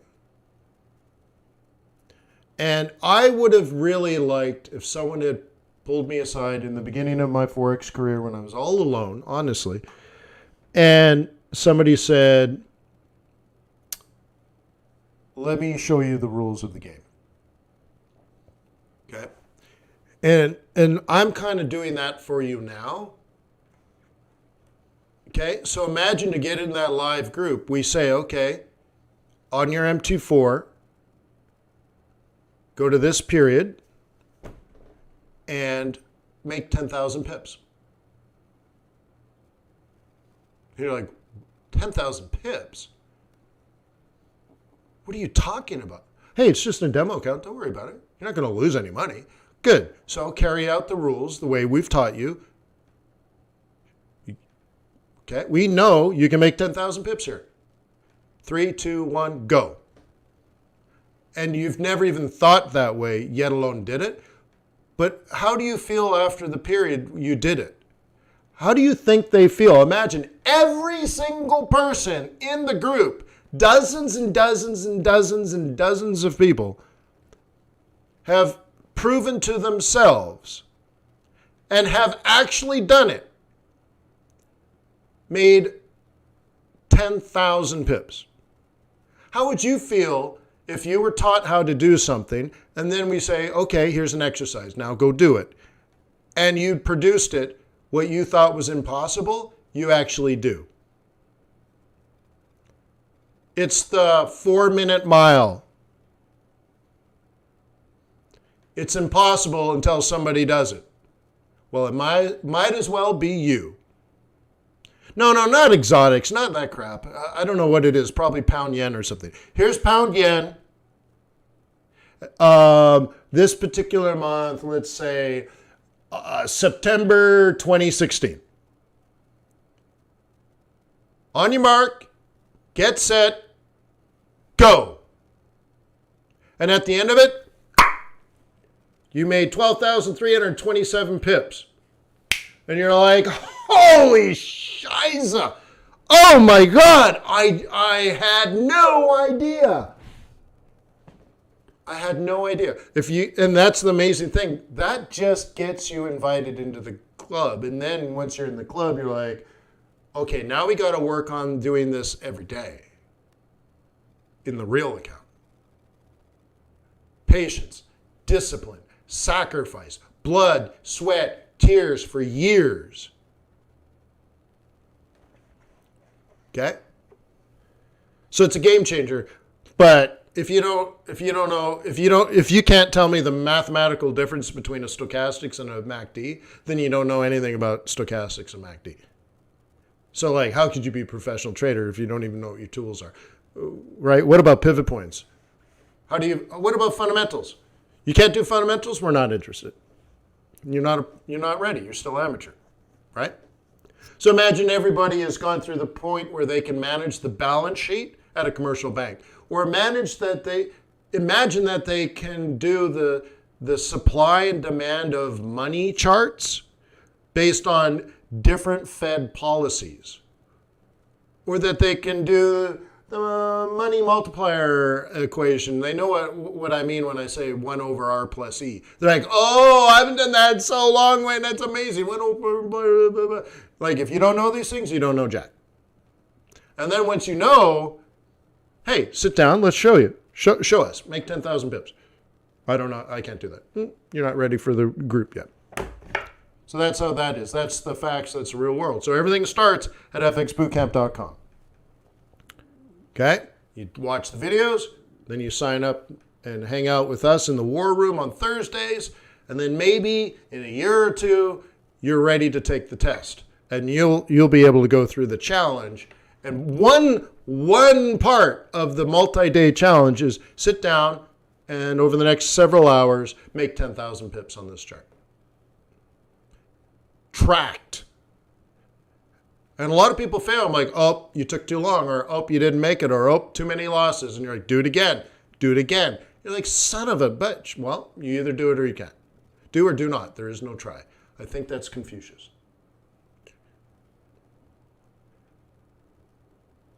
Okay? So this is what people do at FX Bootcamp. This is what we do for fun. I know it's Yoda. Okay. So anyways, cool. So one of the things I'm working on right now for you guys is the book club.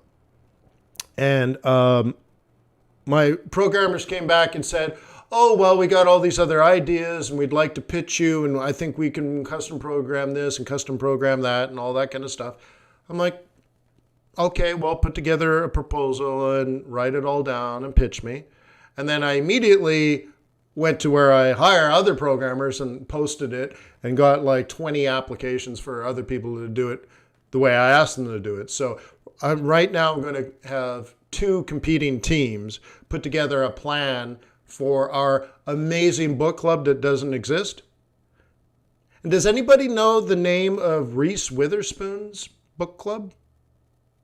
Apparently it's like ridiculously popular. I'm like, yeah, I need to know Reese Witherspoon's opinion. Hey, Reese Witherspoon told us that if Trump wins, the euro dollar's going in the toilet. Did you know that Reese Witherspoon works at Commerce Bank? How funny, right? Gordon says it was over 19,000. Yeah, so Gordon made over 19,000 pips just to get into the club. Yeah. So Jim, I think the website sucks and all that kind of stuff. But one of the people competing for our website is the developer of Hello Sunshine. I think I might just pick them just because I got those bragging rights, right? It's like an investor like, well, I had to choose between Forex traders, and this one guy has a master's degree from Harvard and learned macroeconomics from a senior economist at the Fed. Like, that just sounds good to me, so I'm going to go with that guy. Well, I might go with this programmer because he built Hello Sunshine for Reese Witherspoon. I know, right? So anyways, that's what I'm doing with my free time and what I'll be working on probably the rest of the day and over the weekend, all that kind of stuff. Isn't that neat? For our book club. So I can give you a Harvard education. No, you don't get to read, or no, you don't get the degree. And you don't get the cool stories. But what you get is the same knowledge. That's kind of my goal. I would like to lead you through my Harvard education. And not by reading textbooks, but by reading multiple books and then understanding the similarities and differences between them and then threading together like a string of pearls the common knowledge that we can take away. That's what this is going to be. And it doesn't exist. And even people that build book clubs for a living don't have something like this. So that's what I'm doing. It's going to be fun. It's going to cost $1 a day, though. Well, forget it then. Forget it. I don't want a Harvard education for $1 a day. Forget it. So that's what I'm working on. I think it's going to be fun. And then I have to get ready to read and read and read and read and read. Woo! Woo! And then, of course, going back to FX Bootcamp. If you join FX Bootcamp today and you sign up for my swing trading group, or you're already in the other advanced group, everyone in those groups, we can meet on the War Room this Tuesday night, and we are going to watch the election together live. This is me doing my Trump.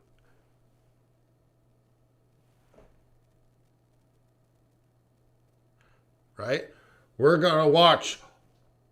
Everyone, all the people in my community will watch together. Very smart people, by the way. What time? I haven't made it up yet. I don't even know. I don't even know. When does it even get going? Like, honestly, I don't even know. 8 o'clock? Is it over by then? Honestly, I don't know.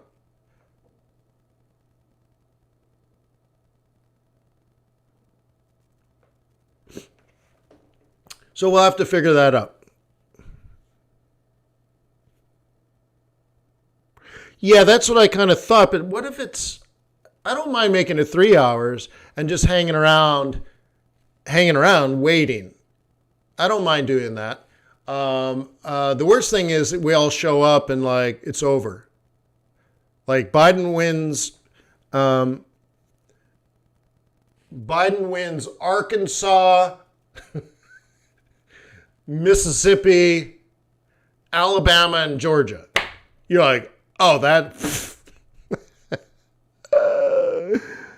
You're like, that's that. Oh, it's over. What's Trump going to win? California? Like, no way. If Trump loses the South, forget it, right? But it's going to come down to Florida and Wisconsin. So anyway, we will figure that out. So I'm thinking from 7 to 10, Jim, probably makes sense. And it might be a cold open, but I'm okay with that. Pennsylvania will be in there. Yep.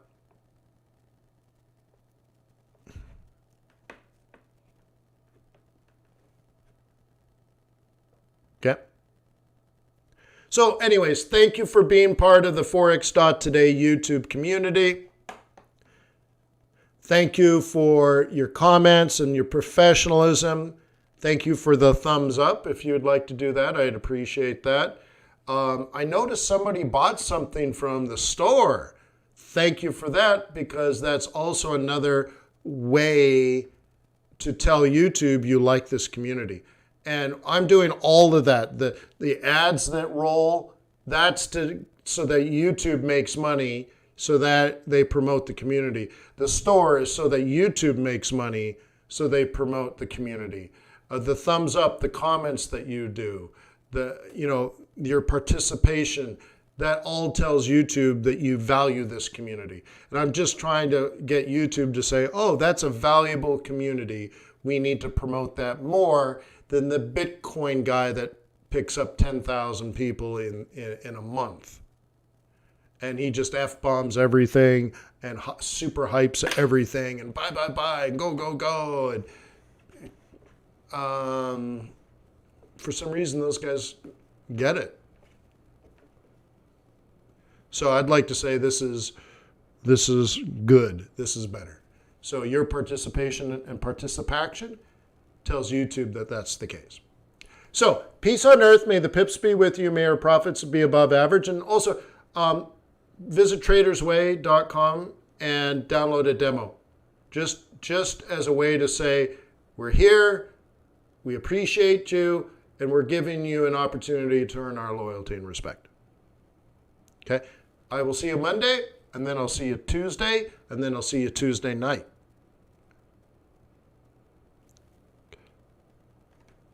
Cool. Cheers. Have a nice weekend, by the way.